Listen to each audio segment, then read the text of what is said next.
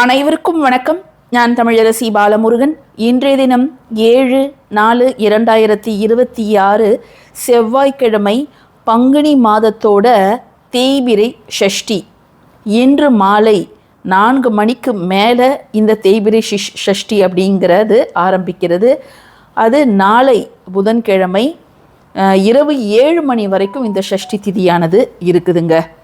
இன்றைக்கி பார்த்திங்கன்னா இரவு வரக்கூடிய செவ்வாய் ஹோரை 8 to 9 அந்த 1 மணி நேரத்தை நம்ம யாருமே தவற விடக்கூடாது. யாரெல்லாம் மிக முக்கியமாக தவற விடக்கூடாது அப்படின்னு பார்த்திங்கன்னா, கடன் சுமையால் பாதிக்கப்பட்டிருக்கிறோம்.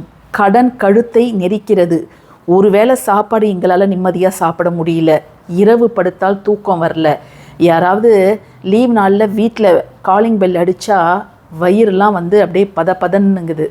ஏன்னா கடன்காரங்க வீடு தேடி வந்துடுவாங்களோ, பசங்களுக்கு முன்னால் நம்மளை அவமானப்படுத்தி பேசிடுவாங்களோ அப்படிங்கிற ஒரு பயம். அதே போல் தெரியாத நம்பர்லேருந்து கால் வருது அப்படின்னாலும் நமக்கு கொஞ்சம் பயமாக இருக்கும். ஸோ இப்படிப்பட்ட சூழ்நிலையில் வாழ்பவர்கள், கடன் சுமை அப்படிங்கிறது கையை மீறி போய்விட்டது. யாருமே வேணும்னே போய் கடன் வாங்கிறது கிடையாது. சொகுசான வாழ்க்கை வாழ்வதற்கு கடன் வாங்கிறது கிடையாது. கடன் வாங்கக்கூடிய சூழ்நிலைக்கு சிலர் தள்ளப்படுகிறார்கள். வேறு வழியே இல்லை. ஹாஸ்பிட்டலில் ஒரு அவசர சிகிச்சைக்காக நம்முடைய பிள்ளைகள் சேர்க்கப்பட்டிருக்கிறார்கள், அல்லது நம்மை பெற்றவர்கள் சேர்க்கப்பட்டிருக்கிறார்கள். இவ்வளோ பணம் கட்டினா அவங்களுடைய உயிரை காப்பாற்றலாம், இவ்வளோ செலவு பண்ணி ஒரு ஆப்ரேஷன் பண்ணணும், ரொம்ப எமர்ஜென்சி அப்படின்னு சொல்லும்போது நமக்கு வேறு வழி இல்லை. நம்ம போய் யார்கிட்டையாவது கடனை உடனே வாங்கி அந்த பணத்தை கட்டி நமக்கு உரியவர்களை நாம் ஆரோக்கியமாக திரும்பவும் மீட்டெடுப்பது அப்படிங்கிறது ரொம்ப முக்கியம். அதே போலவே ஒரு கல்யாணம், ஒரு வீடு கட்டுறோம், கடன் செலவு கையை மீறி போயிடுச்சு, அப்போவும் நம்ம போய் கடன் தான் வாங்குகிறோம். ஆனால் அந்த கடனானது நம்முடைய வாழ்க்கையில் ஒரு மாபெரும் கஷ்டத்தை ஏற்படுத்தும் பொழுது நம்மளுக்கு என்ன பண்ணுறதுனே தெரியல. ஏன்னா கடன் வாங்கின தொகையை விட வட்டி வட்டி வட்டின்னு அதிகமாக போய் ரொம்ப அஸ்திவாரமே ஆடி போயிடும் அப்படின்னு சொல்லுவாங்கள்ல, அந்த அளவுக்கு கடன் பட்டவர்கள் நொந்து போகிறாங்க வாழ்க்கையில். சரி, இந்த கடன் நம்ம வாங்கிட்டோம், ஏதோ ஒரு சூழ்நிலை கடன் வாங்கிட்டோம். அந்த கடனை அடைப்பதற்கு, அதிலிருந்து நாம் வெளியே வருவதற்கு என்னென்ன வழிகள் இருக்குது அப்படின்னு பார்த்தா, நம்ம சேனல்லே ஒவ்வொரு மாதமும் மைத்ரேய முகூர்த்தம் அப்படிங்கிறது வருது. அது மட்டும் இல்லாமல் செவ்வாய்க்கிழமை நாம் செய்யக்கூடிய சில வழிபாடுகள் மூலமாக அந்த கடன் சுமையிலிருந்து நாம் நிரந்தரமாக வெளிவர முடியும். ஏன்னா நான் ஒருத்தவங்க கடனால் கஷ்டப்படுறாங்க அப்படின்னா அவங்களுக்கு அந்த பிரச்சனை ஏற்படுவதற்கு செவ்வாய் பகவான் ஒரு காரணமாக இருக்கிறார், அங்காரகன் காரணமாக இருக்கிறார். அதனால தான் செவ்வாய்க்கிழமையில் நம்ம கடன் வாங்கக்கூடாது. மாறாக செவ்வாய்க்கிழமையில் நாம் வாங்கிய கடனை கொடுத்து அந்த கடனை அடைக்கலாம். கடனை எக்காரணத்தை கொண்டும் கடன் செவ்வாய்க்கிழமையில் வாங்கிடாதீங்க. ஒரு செவ்வாய் ஹோரையாக பார்த்து உங்ககிட்ட ஒரு 5000மோ 10,000மோ இருந்தாலும் அந்த கடனை நீங்கள் திரும்பி அடைச்சிடுங்க. நிச்சயமாக அந்த கடன் அப்படிங்கிறது தீரும். மேலும் இன்னொரு முக்கியமான விஷயம் என்ன அப்படின்னு பார்த்தீங்கன்னா, ஒவ்வொரு செவ்வாய்க்கிழமையும் ராகு காலம் 3 நாள் வருது. உங்கள் வீட்டுக்கு அருகில் இருக்கக்கூடிய கோவில்களில் துர்க்கையம்மன் சந்நிதி இருக்கும் பட்சத்தில் அங்கே போய் எலுமிச்சை பழ விளக்கு தீபம் போடுவது அப்படிங்கிறது நல்லது. மிக சக்தி வாய்ந்த ஒரு வழிபாடு. இதெல்லாமே நீங்கள் செவ்வாய்க்கிழமையில் செய்ய வேண்டியது தான். ராகு கால பூஜை துக்கங்கள் அனைத்தையும் தவிடுபொடியாக்குவாள் துர்கா அப்படின்னு சொல்லுவாங்க. அதனால் அவங்களுக்கு எலுமிச்சை பழ தீபம் நீங்கள் அங்கே போய் போடலாம்.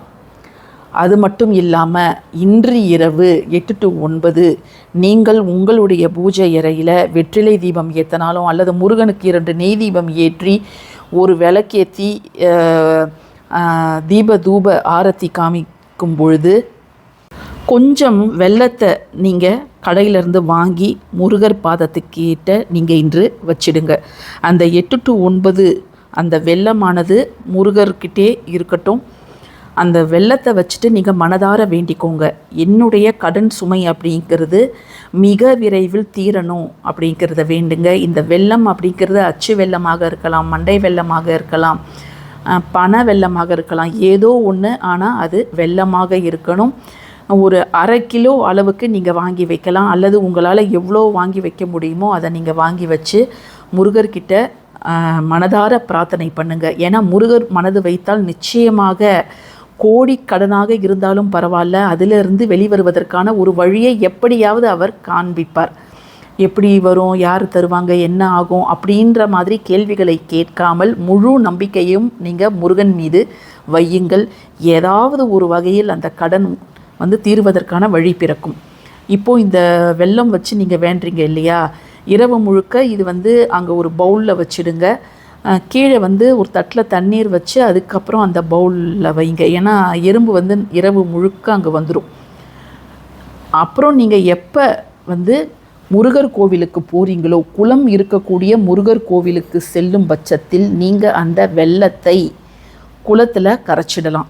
அப்படி குளம் ஏதும் இல்லை, ஆனால் பெரிய கோவில் இருக்குது, அதில் முருகர் சந்நிதி இருக்குது அப்படிங்கிறவங்க அந்த கோவிலில் மடப்பள்ளி இருக்கும் பட்சத்தில் நீங்கள் இந்த வெல்லத்தை அங்கே போய் கொடுக்கலாம். அவங்க ஏதாவது அதை சமையலுக்கு பயன்படுத்திப்பாங்க. ஆக இந்த வெல்லம் அப்படிங்கிறது கரையணும். எப்படி அந்த வெல்லம் கரைகிறதோ அதே போலவே நம்முடைய கடன் சுமை அப்படிங்கிறது படிப்படியாக கரைந்து ஒரு கடன் இல்லாத வாழ்க்கை நமக்கு நிச்சயமாக அமையும். நீங்கள் வீட்டில் இப்படி செய்கிறதுனாலும் செய்யலாம். அல்லது செவ்வாய்க்கிழமை நீங்கள் முருகர் கோவிலுக்கு போகும்போது உங்கள் வீட்டில் நீங்கள் வாங்கி வைத்த வெல்லத்தை தான் நீங்கள் எடுத்துகிட்டு போகணும். போகிற வழியிலே நம்ம கடையில் வாங்கிக்கலாம், அல்லது கோவிலுக்கு பக்கத்தில் கடைகள் இருக்கும், அங்கே போய் வெல்லத்தை வாங்கிக்கலாம். அப்படிங்கிற மாதிரி இந்த வெல்ல பரிகாரம் மட்டும் செவ்வாய்க்கிழமையில் செய்யாதீங்க. அந்த பரிகாரம் செய்யணுன்னா நீங்கள் உங்கள் வீட்டில் முன்னாடி நாளே அந்த வெல்லத்தை வாங்கி வச்சுருக்கணும். அந்த வெல்லத்தை தான் நீங்கள் செவ்வாய்க்கிழமை முருகன் கோவிலுக்கு எடுத்துகிட்டு போய் இதை மாதிரி நீங்கள் கரைச்சி விடலாம். இது ரொம்ப ரொம்ப சக்தி வாய்ந்தது. இது எத்தனை வாரம் செய்யணும்லாம் கேள்வி கிடையாது.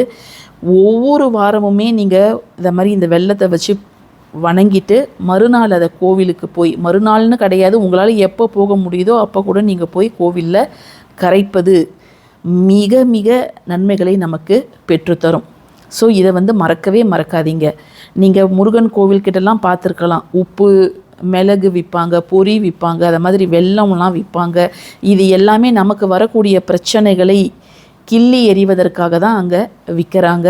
ஸோ நம்ம இன்று இரவு நம்ம வீட்டிலேயே வெல்லம் வைத்து இந்த வழிபாடை அவசியம் செய்யணும். இல்லைங்க நான் கோவிலுக்கும் போவோம், அங்கே போய் செய்யலாமா அப்படின்னு கேட்டிங்கன்னா நீங்கள் தாராளமாக, வாய்ப்புள்ளவர்கள் தாராளமாக செய்யலாம். நீங்கள் இந்த செவ்வாய்க்கிழமை நான் செய்யலை, அடுத்த செவ்வாய்க்கிழமை செய்யலாமா அப்படின்னு கேட்டாலும் நீங்கள் செய்யலாம். சுத்தபத்தமாக இருப்பவர்கள், அசைவம் இன்று சாப்பிடாதவர்கள் மட்டும்தான் இந்த ஒரு வழிபாட்டை இன்றைக்கி செய்ய முடியும். இன்றைக்கி அசைவம் சாப்பிட்டேன் அல்லது தீட்டு காலம்னா இந்த செவ்வாயை நீங்கள் ஸ்கிப் பண்ணிவிடுங்க. அடுத்த செவ்வாய்க்கிழமையிலும் நீங்கள் இதை தாராளமாக செய்யலாங்க.